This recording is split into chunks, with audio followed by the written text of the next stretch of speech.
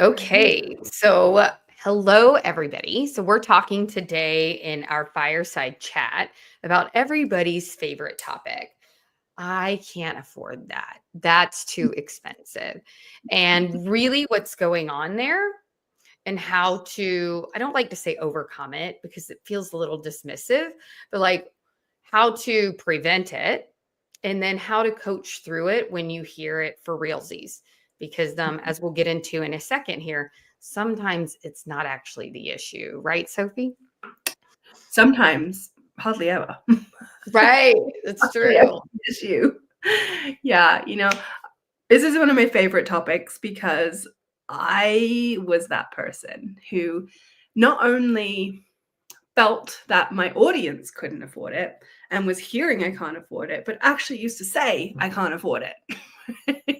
And so the energetics were there. And before we dive into kind of the I guess the objection piece of someone saying, I can't afford it and what that's about and when it truly is versus when it truly isn't, is that I want to dive quickly into the audience piece of this and just kind of address the elephant in the room of how many people say to me on, the daily, and I know you as well, Jana, is hearing, my audience can't afford it. And I fell into that trap of believing my audience of 30,000 people couldn't afford it. And I know I've told the story here before, but just think about that for a second, right? And it was a coach who actually said to me, it's like, Sophie, do you really believe that 30,000 people cannot afford it? And no, I didn't actually believe that, right? But I think this is the idea that we will find and confirm what we believe. And when we are believing that, hey, my audience can't afford it, well, then subconsciously and consciously, we're going to be speaking to an audience who can't afford it. And that comes out in the way we show up. It comes out in the words we use, the content we create, the person we speak to, the offers we put out. Like it all starts creating this narrative or confirming the narrative that, well, actually, my audience can't afford it. Versus when we step into the belief and the energetics of, well, of course my audience can afford it. The right person can afford it. And who is that person? We start creating, we design the audience to match what we're putting out, right? So we start creating offers that match the person who can afford it. We start speaking to the person who can. We start using words and creating systems and sales flows and things for the person who can versus the person who can't. And what I see a lot is people wanting on a subconscious level to save and rescue people. It's the idea of, well, if I just make myself more accessible and I just kind of, put things out there that are going to be for more people, then more people will come. And it doesn't work that way. And the other thing too, I mean, if you have an audience and you're serving for free, like 98% or 96 to 98% of that audience will always be absorbing for free. So you're helping those people no matter what you charge your 1-2% of the audience. So I think there's so many things in this, but I think the first thing before we dive into the what afford it is asking the question, like, are you creating an offer or are you putting out there an offer for the person who truly can afford it, or are you trying to compensate for the person who can't? Mm-hmm. There's a difference. There is. And, it's so important. So there's a couple of things. Like if the brain is a goal achieving machine and it feels safety when it's correct, right? And if we have all this data that's coming in, like we're just going to go quantum really quick. And so that for my science nerds like me out there, you can understand like this is very much at play all the time, not just with buyers, right? It's this idea, okay, well, I don't get what I want. I get what I expect and what I think I deserve. So if we start there and we think about, okay, and the brain is the goal achieving machine and it wants to be right. So of course it's going to seek out and do think of your brain or your heart like an antenna of like, this is my frequency. This is what I believe. And in order for it to be safe, it's only going to attract and let in things that confirm that belief. And so, if we're getting hit with millions and multiple millions of bytes or bits of data, yet we can only consciously be aware of, 5K, we'll even say 10K, then of course, all these, we've got tunnel vision. Essentially, we've set ourselves up for tunnel vision on the ones that really can't afford it because there's safety in being right. So you can see, like, basically that's like a very fancy way of explaining the self-fulfilling prophecy, because that's what's at play there. Then also, not only is it what you notice, but whatever's emitted is going to be reflected back to you as well, in terms of like chance encounters and synchronicities and all of these things. And if you're only available either consciously or subconsciously for I can't afford it, you're not even going to notice that there's like 47,000 high ticket buyers over here that are like ready to give you money, because you're all focused on this other piece of it. And so energy, when it comes to this, is so key in understanding what you're telling yourself and what are you expecting. It really is. And it's, I like to use the phrase like design your audience, or audience by design, because those people are literally waiting for you to say the right thing for them to say, I'm in. Let me, like, yes, take my money, take it. And so And own yourself at that level, mhm. right? Because I it's think not all of even what you say, it's who you are and how you say it. it. So it's like waiting for you to step into like that high ticket Mhm. level.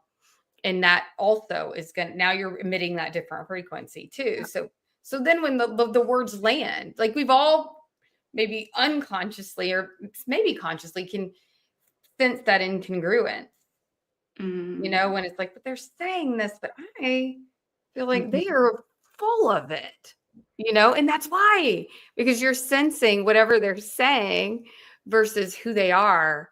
There's a Mhm. misalignment there, and you're picking up on it as like It's, I something. think, is also the belief that runs rampant of you know, am I ready and am I enough to serve that higher level client?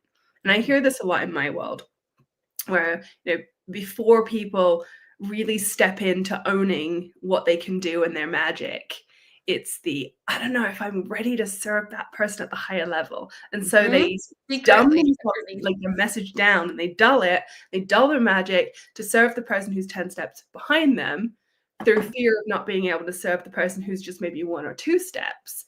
And Yes. it's interesting because when you step into that place, and I remember this myself, like, remember when I stepped into that place and started calling in clients who I didn't feel that I was ready for. And I remember having some conversations going, why is this person talking to me? Like, why is it that they were like, what did they see in me that I'm not seeing? Right.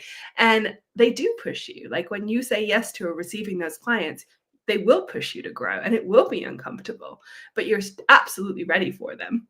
And I think sometimes when you stop running to the rescue of people and you stop creating things for accessibility and you start creating things for speed and efficiency, and own your magic and say, actually, I can serve these people. I might not have all the answers right now. I might not know exactly how I'm going to serve this person, but I feel not ready enough, right? I always lean into ready enough. It's not, am I ready? Am I ready enough? And the answer is always going to be yes, because we're never really ready enough, right? But when we allow ourselves to energetically play with the idea of serving people at a higher level, then we elevate to that level as well, which also brings itself back to the messaging piece, right? And I know that I talk about this a lot, that's what I do, but it's a lot of the time I see people messaging again they're speaking down to their audience. They're bending down, they're bending over, they're saying, okay, I'm going to come down to your level to hold your hand and bring you up. And then they're wondering why on a sales call someone needs their hand holding through the payment link.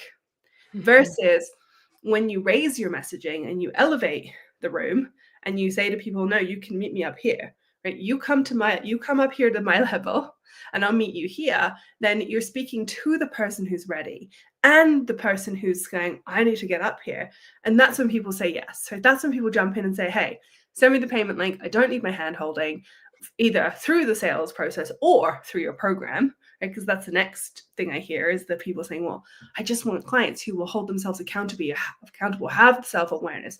Okay, awesome. Are you speaking to that? So Right. it's so fascinating. But I think, you're right? It really does. It's, I think, like a triangle, right? We have the messaging piece is just it's the tip of the iceberg, right? And it's like, if we look at the whole triangle, it's like you've got the messaging, you've got your offer, you've got your system setups, and at the very bottom here, which is the biggest base of the triangle, is the energetics. Hmm. Are you aligned to all of these pieces? Because if you're not, the messaging and the offer, it's just not going to work.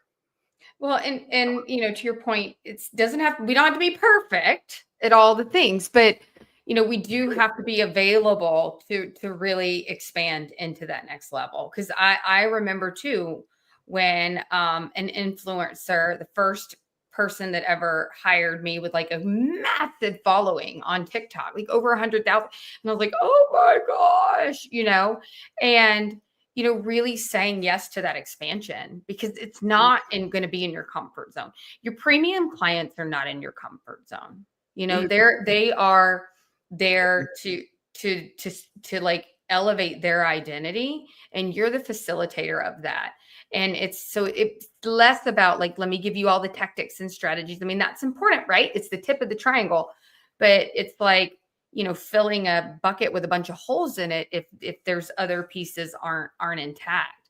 And so we wanted to start there with everybody because we have to look at who we're calling in first, because yes, there's things that can be done on the sales call. Yes, there's way to warm them up and get them ready so that they come ready to buy, but we do have to start with a particular type of person at a point on their journey that's ready to do, the high ticket thing. It's like Myron Golden says, he's like, listen, if you think, one of these offers that he was talking about, he's like $250,000. He's like, if you think that's a lot, don't even talk to me, like about it. In other words, like, if that's too much of a stretch, like, then you're not the right client yet. And like really holding that level for them and not trying to like think it's like trying, are you frozen or am I frozen? My internet's been weird today. It's like trying to speak to somebody who wants to do all their shopping at like a Target or a Walmart and trying to elevate them to want to do something designer. These are two different people. And so really understanding that is so valuable up front. It just sets you up for more success on the back end.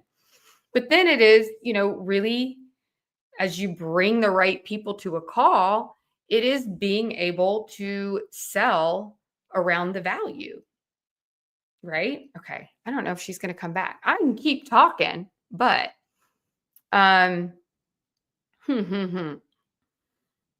I wish I knew what to do. Okay, I'll keep going for a little bit longer because this is the sales piece. But then it's warming them up through a sales process and helping them see and demonstrating through your unique position how you are the person that's going to help them with this specific thing.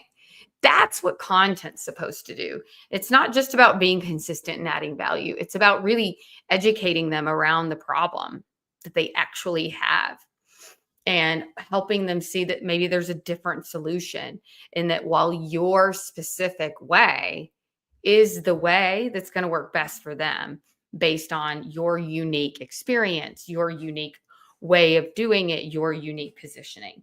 So that's really the next piece.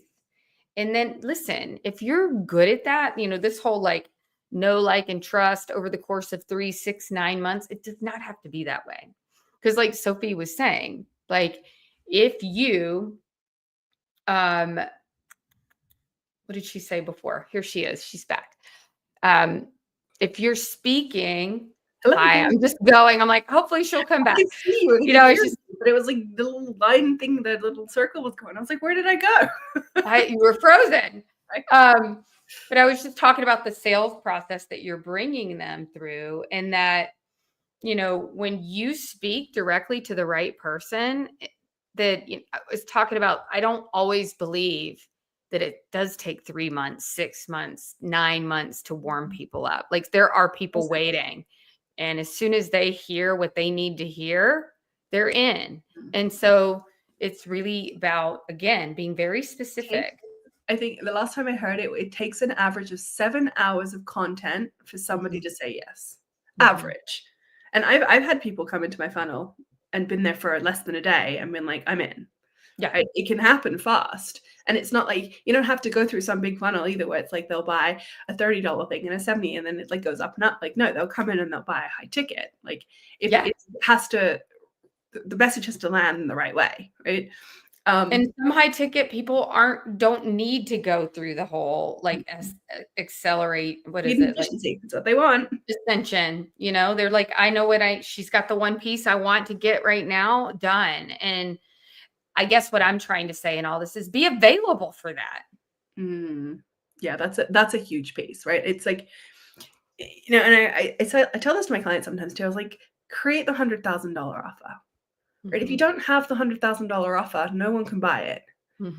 It's like it's the attachment to the sale that stops people buying it or setting it up, rather, right? It's like I remember, I used to think the same way. Well, if I have a 10, 15, 20, whatever $1,000 offer, it's like, yeah, but what if someone doesn't buy it? And then the fear of, well, what if they do comes up, right? Like I think the fear of what if they do was bigger than what if they don't, because I have this with some of my clients too, have come in the past and said to me things like, but like, I'm scared of the floodgates opening, right? I don't want to put this content out because what if all these people rush in? I'm like, well, that's an amazing problem to have. Yeah. Yeah, I'm all for only solving problems I have and not problems I don't have. For sure. Like let's not create problems that don't exist, right? But I like to sort of say, if you don't have the offer and it doesn't exist, nobody can buy it, right? So it's like, what harm is it going to do, right? To create something, create the $1 million offer, put it out there. Someone might say yes, you don't know. Yeah. I mean, it's that whole, like, the offer you don't make, no one can take, and really just owning that. And, I know we've thrown around bigger numbers, but it's not about just higher ticket offers. It's about you owning that 5K offer, that 10K offer, because that is life-changing for your business. Like, imagine the fact that 10 to 20 clients is all that separates you from a 6-figure business at that level. And understanding how much can come off of your plate when you're really focused on it in that way. But I digress, because we're talking about I can't afford it. So it's really about owning it, right? Is it being available for it? Is understanding there are people in your audience right now, and how are you speaking to them? Are you speaking to the people that want to buy their tennis shoes at Walmart or Target? Or are you speaking to the people that want to buy their tennis shoes at OnCloud or whatever? You know what I mean? Like, it's a different audience. It is. And I think, talking about the money part of it actually does go back to the can't afford it piece, because it's not about the money. Right? It's like, for the person, sure, there may be some people who genuinely can't, but like, to be honest, like, can anybody really afford any kind of coaching or any kind of business building? Like, probably not, right? It's like we create high ticket buyers and we become high ticket buyers, and we want something we find, not just, I'm not the type of person that's going to go tell you to sell your car, right? But I'm also not going to be the person who gets in your finances either. Like, your bank account's not my business, and vice versa, and all things, right? So it's really about, it's got nothing to do with the money in so much as it's really about the value and the value to the person who's wanting to buy it. And when you create something that is so valuable to a certain person, the price becomes moot, because at that point, someone makes a decision, can I afford this? And if the answer is no, it becomes a question of how can I? Yes, it's about, I think we've talked about this before. It's not about just all these resources, but being resourceful. And I bet you every person here, if I said, I will sell you your dream car, your dream house, whatever, your dream vacation for $2,000, for $10,000, maybe not the vacation, but you know what, like, everybody's going to figure it out. Why? Because the ROI is there. They see the value in that. So it no longer becomes about, oh my gosh, where it's like, how can I get this money fast enough so that I can get that thing and either turn around and sell it or do whatever I need to do. But I now see that as an investment that's going to pay off in some form of value. And that is the piece that people have a hard time communicating. When we're talking about like this many calls and this is the email, like the portal, blah, blah, blah, blah. Like, it's not about that. And it doesn't demonstrate the transformation that they're going to be getting and what's available on the other side of that transformation. Go ahead. I think the length of time matters too. And I don't mean how long your program is. I mean the length of how long is the investment going to keep on giving, right? If we think of this way, 99% of the people 99% of buyers buy from is this going to cost me? Am I going to lose money from this? And how fast can I return my investment? And Mhm. so they look at the length of the program. So they're like, okay, this 3-month program, will I return my investment within that time, right? I'm going to pay you $5,000 for this program. I see the value in it. I know that it can help me, but am I going to get the investment back within that 3 months? I don't know if I can afford this, right? Versus a premium buy doesn't look at it like that. Right? They don't look at it from a, am I going to, return it? They know, first of all, they're going to return the investment. Right? They know that because they know they'll do the things to move themselves to be able to do it. So they're asking, okay, will this help me in whatever capacity I want it to help me? The answer is yes. Okay, great. And now looking at the compounding effects of the return on investment. So I look at when I'm buying something, it's not okay, can I return this $5,000 in a week? It's like, will this return $5,000 over and over and over and over and over again? Will it help me that 1%? Right? How long is this Mhm. going to serve me for? How is this going to transform who I become? And Mhm. because I'm the type of person that buys into a program and then does the work, actually shows up and gets my return on investment from it, then these are investments that just they grow exponentially, right? Do you put $5,000 and it returns $1 million? Some may say yes for some things, but I don't look at it that way. It's like, is it going to return long term? And the answer is yes. Well, then all of a sudden the 5,000, 10 or whatever you're putting down becomes completely irrelevant because you Mhm. know that you can keep on returning it because of the person you become and the things you learn throughout that process. And I think too many people focus on both buying and selling. Yeah, but I don't know if I can sell a $5,000, $10,000 thing because my audience can't afford it. And if they can't get that, tangible return on investment within the first weeks, then it's not worth it. Okay, but can you look at that long term? What is the value of this in a short term and a long term? Because a premium buyer doesn't just think short term.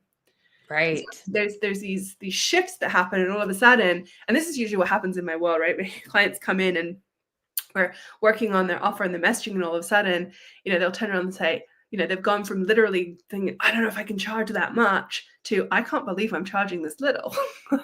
Yeah, it's an identity shift. It really is. And um, to that whole like I wanted to speak to those that aren't B2B, right? So they can't use that's something we hear is but mine isn't like I don't have the money machine like where if they spend 5 grand, they're going to get an ROI of 5 grand, you know, Mhm, every other month for the next 10 whatever. Like mhm, pick your ROI. But how do we I always put it to you like this. Like I'll give you $1 million, but you have to basically not have a relationship with your children anymore. Which one are you going to choose? Or I'll give you $1 million, but you're going to have a terminal condition or an irreversible health condition. Which mhm, one are you going to choose?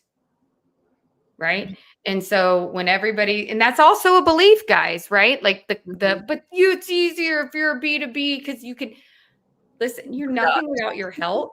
And as a mother, you're nothing without a relationship with your kids. Like that's like one of the most important things to you. And then if you're in a relationship, Mhm, that again, you're not going so it's again the value and it's mhm, helping them see what's possible for them inside the transformation they're going to get with you. But I do want to speak to the tactical piece now. So let's say you've done all of this. You're mhm. attracting the premium buyers. You've done the internal work. You've got them on a call. And now they say, I can't afford it. So, generally speaking, that is somebody that's not sold. Mhm, And so you have to do a better job of demonstrating your value and helping hold certainty for them that this is possible for them and it will work because they're in doubt, right? They're thinking, I've done this. I don't know. Why would this, so you haven't done a good enough job of helping them see that. Now, how do we clarify that? How do we know that for sure? Well, the first thing is I would highly suggest you have something in an application that starts to, differentiate those that are willing to invest in those that aren't in one way or another. And then from there, it's like, okay, like we have to isolate it. So money aside, do you feel like this is really the right program for like you? Like on a scale of 1 to 10 and like really, really see for sure if this is something, oh no, oh no, you're not. You're just still. I was like, she's frozen again. No, she's not. um, so is, money aside, like, is this really what you feel is right? And figure out where they are. If they're at a 9 out of 10 or a 10 out of 10, even an 8 out of 10, I'm going to say, what would make it a 10 out of 10? Because maybe that there's something that you didn't uncover in the discovery portion that maybe you didn't share that is in your offer that would make it a 10 out of 10, right? So yay. But it's really that neutral curiosity to really see like where they are. And if it's lower, I'm still like, what is it? What are you wanting to see here that would make it that? And I ask that question all the time. And I know that other, sales coaches more in the bro space will say it too, but it's all in how you do it. Because I'm genuinely curious. Maybe there's something I didn't share. Maybe it's really not a good fit, or maybe they just need to understand a little bit more about what's really available for them and to believe them in themselves a little bit more. So I always say that's where your coaching begins. So making sure, is it really about the money or not, by taking it off the table. And then if it really is, maybe it's a little deeper than that. Again, like, it's that neutral curiosity. All right, so it's a 10 out of 10. So let's figure this out. Like, what would need to happen for you to feel like you can't afford it, and just uncover like what's going on. Yeah. Because it could be, I don't know that I'm worth this, or it could be my husband. Like, there's all sorts of different ways to kind of take it from there. But it's that neutral curiosity and making sure they are sold. And then if they are, like, let's figure out how to make this work. Yeah. Because where there's a will, there's a way. And I'm glad that people hear me when I say this. This is not pushy. I'm so glad that people were able to hold space and not make their fear bigger than their mission, and help me make this make sense in my mind so that I could move forward. If they'd given up on me and let me give into my fear, I would not be where I am today. No, I agree. I've said this before. It's about, like, I'm so grateful for specifically women, but for the women who have released shame around selling and can hold that conversation, because I've learned so much about even myself through the sales process. And it's like the transformation and the identity shift starts to happen when you say yes in that sales process. And I just think it's so, like, fascinating what we learn. And I used to hate being sold to, by the way, like, hated it. Now I actually quite enjoy it because of the growth I get from it. But it's interesting because, like, this is kind of where the marketing and the messaging piece comes in. But I always like to say there's 3 yeses that you need to get to a yes, I'm in. It's first of all, do they trust you? Second of all, it's like, do they trust the value of your program? So not the program itself, but the value of it. And 3, do they trust themselves to say yes to it? Right. So you're looking for 3 heck yeses. And if you can get those 3 heck yeses, even in the marketing and the messaging piece, someone will have a buying conversation with you over a sales conversation. So you won't even need to go through these objections. Right. They'll say yes to them. They'll say yes to everything before they even have that conversation. So, and I do think the stumbling block that a lot of people get hung up on is I think innately, especially in the space you and I work, Dana, is like the women, they're doing phenomenal work. They know the depth of their work. They know how good it is. Like, it's not that, like, building trust in themselves with their selves with the audience is the easy part, right? They can get the trust, no problem. They stumble on, how do I articulate the value of my program? And even when they get that piece, they then find, oh, I figured out this messaging piece, but I'm still getting, I can't afford it. And that's where the identity piece comes in. That's have you spoken to your audience in a way where they're saying yes to themselves? And that, I find, for a lot of people, is that missing piece. And it's the same piece on the sales call, right? It's like, whether you have it in messaging and on the sales call or wherever it happens, that's part of the conversation that has to happen for someone to say yes to themselves, to say yes to your program. Yeah. And really being able to hold, like, the non-attachment through that, because it can get wobbly for people. Is it Is it a smoke screen? Are they really feeling like they're in lack? Is this like doubt in themselves, and just really digging into that without an agenda? Because I would do the same thing if it were my best friend. Like, tell me more. Like, really, like, what's really going on, so that you can help them. But it has to be done with such a beautiful, like, service to others energy. If you step into service for self, and what do I need to say to get this person to sign? You've lost them.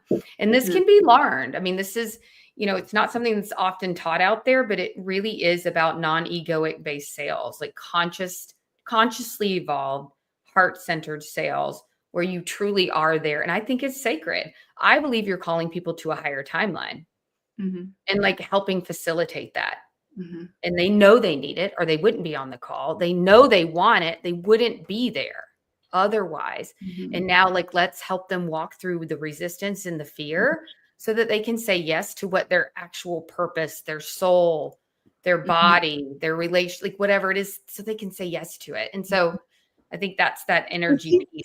I think it's also why it's so important to decide who you do and who you don't serve. And I think so many people walk in fear of, but I don't want to like exclude people, or I don't want to leave people out. I can help this person and that person. And that's when it gets a bit murky. That's when it becomes a disservice to sell to everyone, because it's like, Mhm. can you help everyone do everything? Probably not. Right. So it's like when you make the decision, and when we make the decision, say, right, I'm here for this person, and this is who my program serves, and this is what it does, and this is what it doesn't do, and this is who it's not for, then sales becomes even higher of a service, because it becomes a discovery process that's not just about, I'm going to push you to make this decision. Like, it's, for me, that's never been what sales has been about, but it really is a discovery process, an interview process that kind of goes two ways. Mhm. But you get to a point where the interview process really actually becomes more about the seller interviewing the buyer. As, are you really a good fit? Are you ready to get the results of the program? Are you the right person that's going to keep maintain, the integrity of the space? And if the answer is a yes, then please come on in. The invitation's open. Do you want it? Right? It's not a, you have to accept my invitation. It's a, you're a great fit. Do you want Yeah. it? I know Yeah. this can help you. I've done my due diligence. I know what my program does, and you're a great fit. I know that I can get you the results. I So know I can help you. There's no, and I think that's the piece, as we wrap up, because we're going to talk a lot about this on the challenge next week. We're going to go into depth on all of these different pieces, and, starting with the energetics of like really stepping into that CEO through, okay, well, we have to really elevate your offer. And I want you to be on like freaking like in love with it, mhm, because that's going to sell itself. And then understanding that messaging piece and the simple sales process to closing, because, and I don't like the word closing, but enrolling, whatever, take your pick. The bottom line is, we have to get out of our own way in the sales process, so that people can buy into, the thing they already want to say yes to, mhm, and not make it about you or how much or attached. Like, that's when those are the pieces that really keep people from doing it. So, point being, if you're wanting to go deeper into this from start to finish through my entire six-figure blueprint, we're going to do that next week on the Elevate to Enroll Sell Your High Ticket Offer Challenge. We're going to put all the links in the description or in the caption or wherever this is streaming to several spots. But please, if you hear me on anything, if you're serious about really owning your, like, just claiming your spot in the high ticket space, you want to work with people at this level, that you can offer that transformation, but maybe there's just a few missing pieces in that sales process, go VIP. mhm, Sophie and I are going to spend an extra hour with you guys a day during the challenge. And it's going to be all about like coaching and feedback, and really seeing maybe some things that from a different perspective, or that you hadn't considered before, that are going to make all the difference. So we hope to see you there in VIP, because it's really a much more elevated experience. Is there anything you want to add, Sophie? no, not without talking for the next 35 minutes. No, just come. If you're even, even if you're thinking about it and you're on the fence, you're like, you know what? I don't like, for the price you're going to pay for this, if you can take, you know, one nugget from this, like, just come on The in. one thing that can make all the difference. Yeah. Absolutely. It really does come down to that. All right. So we're going to wrap up. Thank you for listening. And I will make sure all the links are available. And we will see you next week.